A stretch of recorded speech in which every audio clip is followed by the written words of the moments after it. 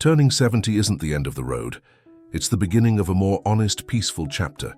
Many describe it as reaching the peak of a mountain where you can finally pause, breathe, and look back at the path you've walked with clarity and grace. At this stage, life stops being a race and becomes a return to yourself, to what truly matters. And the most liberating truth? You no longer have to carry what weighs you down.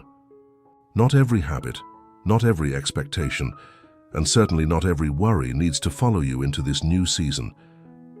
There are things we once thought were essential, saying yes to everything, worrying about appearances, holding on to old pains. But after 70, they often become burdens that chip away at our energy, joy, and health. In this video, we'll gently explore 5 things to quit after 70, not because they're wrong, but because letting go of them makes space for something better: peace, presence, and genuine happiness. If any part of this resonates with you, I invite you to subscribe so you won't miss out on more reflections and life wisdom. And if you've already begun letting go of something that's brought you peace, please share it in the comments. Your story might be exactly what someone else needs to hear today. At 70 and beyond, your energy becomes one of your most valuable resources, more precious than money, more rare than time itself. And yet so many older adults find themselves trapped in the habit of saying yes to everything. Every gathering, every family dinner, every small favor, they say yes because they feel obligated, because they've always done so, or because they fear disappointing someone. But the truth is, constantly putting others' needs before your own, even out of love, slowly wears down your emotional wellness and your physical resilience. One couple I knew used to attend every single birthday, wedding, or memorial they were invited to. Out of habit, they would pack their weekends full of events, smiling through exhaustion and sleepless nights. But over time, the toll it took became undeniable. After a gentle health scare and a quiet conversation, they decided to stop attending everything. They started choosing only the moments that truly mattered to them, the ones that nourished their hearts, not drained them. Suddenly, their lives felt lighter. They found themselves spending more time in their garden, listening to music they had long forgotten, and enjoying quiet afternoons without the guilt of saying no. What they discovered was powerful. The peace they had been missing wasn't in any party, ceremony, or obligation.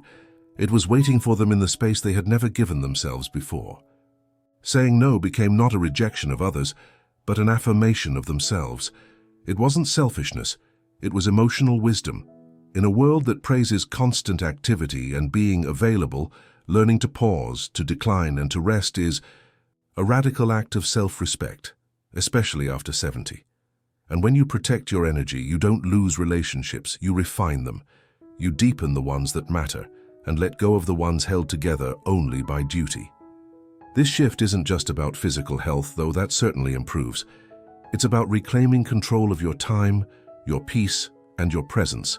Instead of rushing to please others, you finally allow yourself to be present for the things you truly enjoy, the people who make you feel at ease, and the quiet moments that bring clarity. You begin to understand that happiness at this stage of life doesn't come from being everywhere for everyone. It comes from being fully where your soul feels at home. And that begins with one small but powerful decision: to stop saying yes to everything. There's a quiet weight many people carry into their 70s, a heaviness that doesn't show up in medical reports, but reveals itself in restless nights, tight smiles, and distant relationships. That weight often has a name: resentment. Whether it's over old arguments, broken promises, or family misunderstandings, holding a grudge can quietly drain your emotional wellness, making the golden years feel more bitter than bright. But letting go of a grudge doesn't mean forgetting the hurt or pretending the pain didn't matter. It means choosing peace over poison, liberation over lingering pain. I once knew someone who hadn't spoken to his brother in over 15 years. Their small disagreement about money had grown into years of silence. No phone calls, no birthdays, no effort. The bitterness became a silent routine, one he didn't even question anymore. But one day, after hearing his brother had fallen ill, he made a simple decision: to pick up the phone. What followed wasn't a long apology or a perfect resolution. It was just a soft hello, an honest check-in, and a shared silence that meant more than any words. That night, he said he slept more, soundly than he had in years, not because the past had changed, but because his heart had. Emotional freedom, especially after 70, doesn't come from making others pay for what they did. It comes from deciding not to let their actions define your peace. Carrying resentment into your later years is like drinking something bitter every day and hoping someone else will taste it. The truth is, forgiveness is less about them and more about you. It's a quiet, powerful way of reclaiming your strength, your sleep, your smile. As you simplify your life after 70, clearing out grudges is just as important as decluttering closets. It creates emotional space, room for joy, for deeper connection, for calm. And just like letting go of possessions you no longer need, releasing old anger is an act of self-respect. You deserve peace. Not eventually, not someday, now. Because emotional wellness at this stage isn't about never being hurt again. It's about refusing to carry hurt that no longer serves you. When you let go of what someone did to you, you make space for what life can still give you: understanding, reconnection, and relief. And sometimes, all it takes is one phone call, one kind thought, or one quiet decision to finally be free. There comes a moment, often quietly and without fanfare, when you realize that the opinions of others no longer deserve a seat at the table of your peace.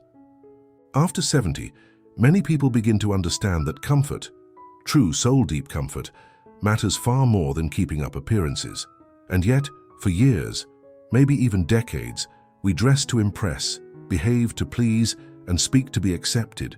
We worry if our clothes look respectable enough, if our homes are tidy enough, if we ourselves are enough in the eyes of those around us.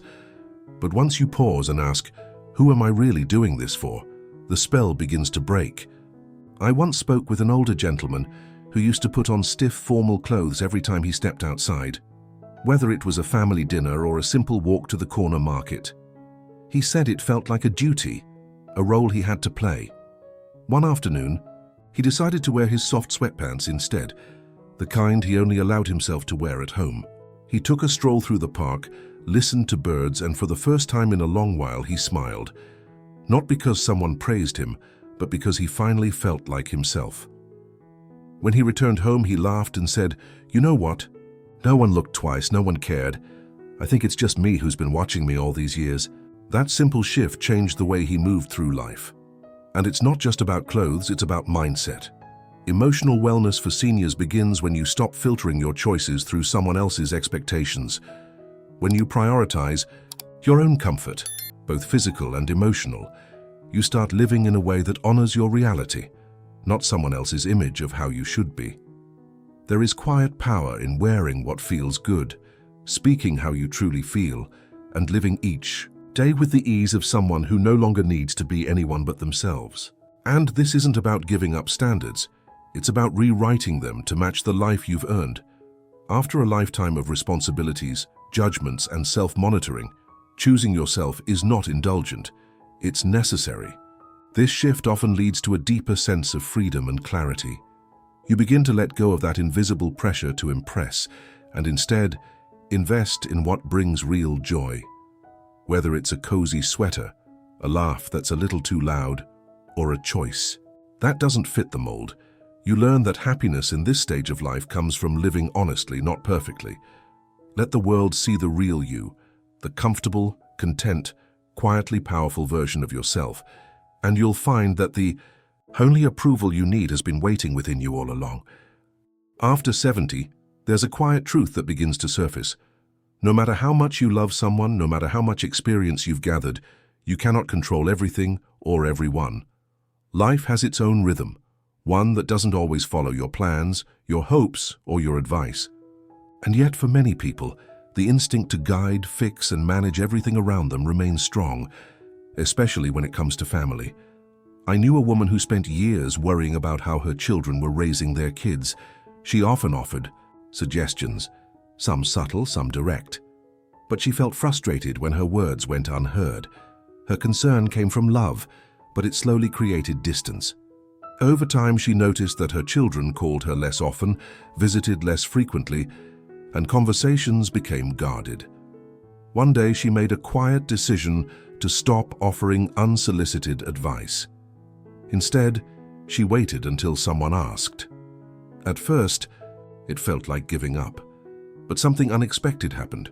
Her children started calling more, not less. They asked for her opinion, shared their worries, and began trusting her in a deeper way. By letting go of control, she gained connection.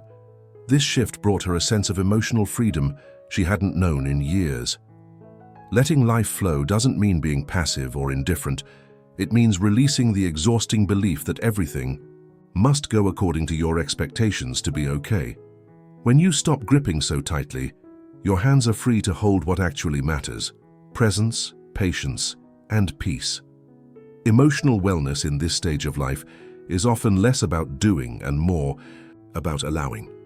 You begin to understand that your role isn't to control every outcome, but to be a calm presence in the storm, a steady voice in moments of doubt, and a gentle witness to the unfolding of life.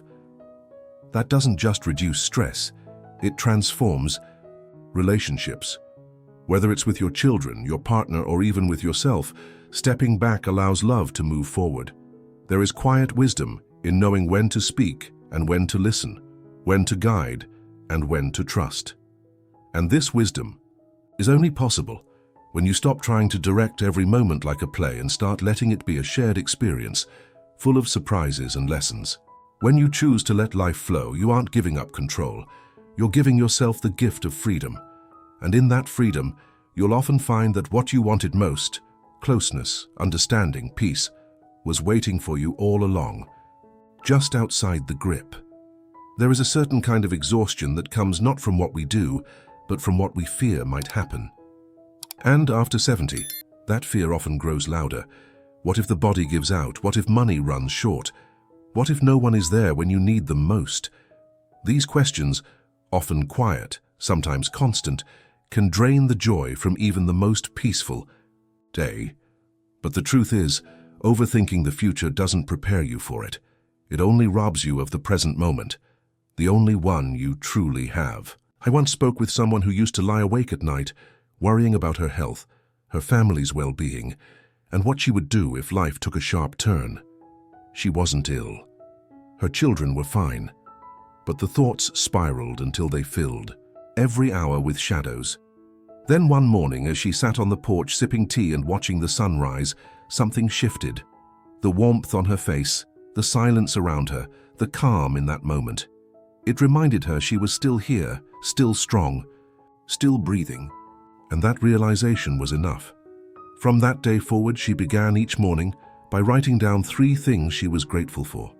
Some days, it was as simple as slept well, birds sang, made my own breakfast. But slowly, her thoughts changed. Her mornings became steadier and the future became less frightening, not because it was certain, but because she was finally present. Choosing to live today fully is not denial. It's wisdom. It's the quiet act of reclaiming your peace from a future that hasn't yet arrived. And in doing so, you gift yourself more than just calm. You begin to find joy in things that had long gone unnoticed. The way the light filters through the curtains, the softness of your favorite blanket, the laughter of a neighbor passing by. These small things become anchors, reminders that life is still happening, and it's beautiful. Emotional wellness after 70 doesn't come from solving every unknown.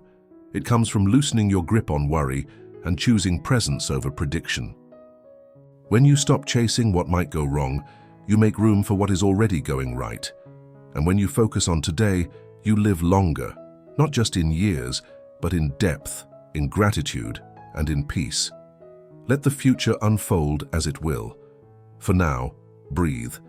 Deep, look around and live the life you have, fully, quietly, and without fear. Reaching 70 is not the beginning of the end. It's the beginning of a new kind of freedom. A freedom to say no without guilt, to forgive without losing yourself, to dress for comfort, to let go of control, and to stop chasing what hasn't happened yet. These 5 shifts are not just suggestions. They are small acts of emotional self-care that lead to a healthier, more joyful life. As we grow older, our energy becomes sacred, and peace becomes non-negotiable. By quitting what no longer serves you, you make space for what truly matters: presence, purpose, and peace of mind. Let this stage of life be the one where you protect your emotional wellness, simplify your routines, and choose what brings you joy. You don't need to impress, chase, or explain. You just need to live fully and freely. If this message resonates with you, share your story or one thing you've chosen to let go of in the comments below. Your experience might bring clarity or comfort to someone else.